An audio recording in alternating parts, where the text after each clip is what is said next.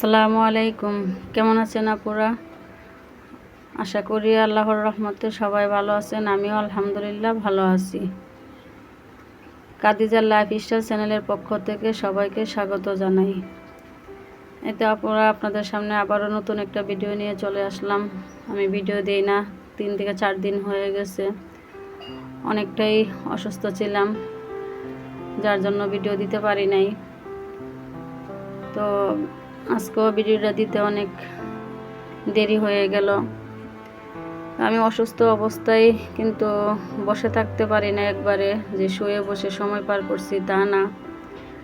আমি কিন্তু অনেকটাই কাজ, যতটা পারা যা টুকিটাকি কাজ করে দিনগুলা পার করে নিছি।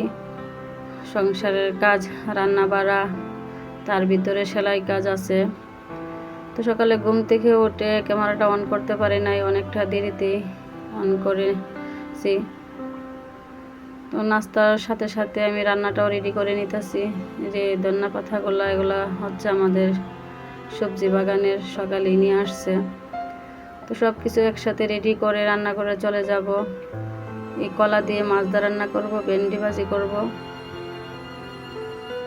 তো আমি রান্নাটাও অফ ক্যামেরাই করে নিছি, ক্যামেরার অন করে নাই। ওই ফাঁকে আরও অনেকগুলো কাজ করে নিছি। রান্না করতে এসে সব কিছু গুছিয়ে নিলাম।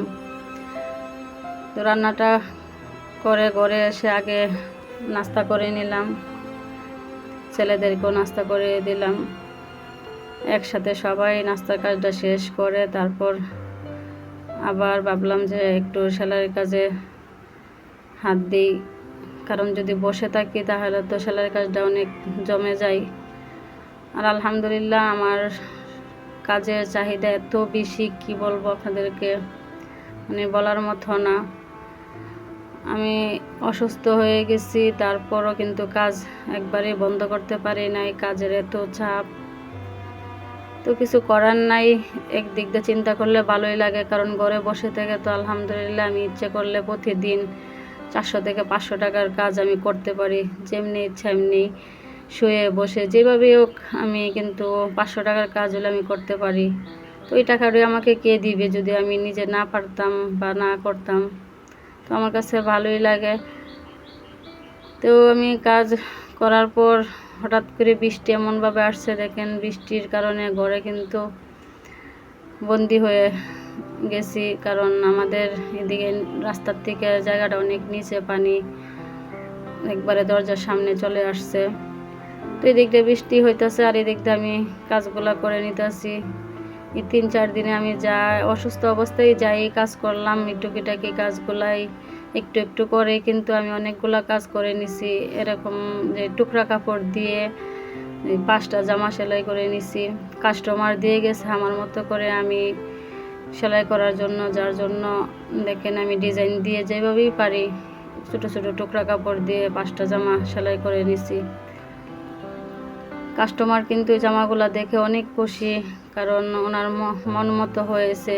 উনি যেইভাবে বলছিল সেইভাবে, তার চেয়ে বেশি ভালো হয়েছে।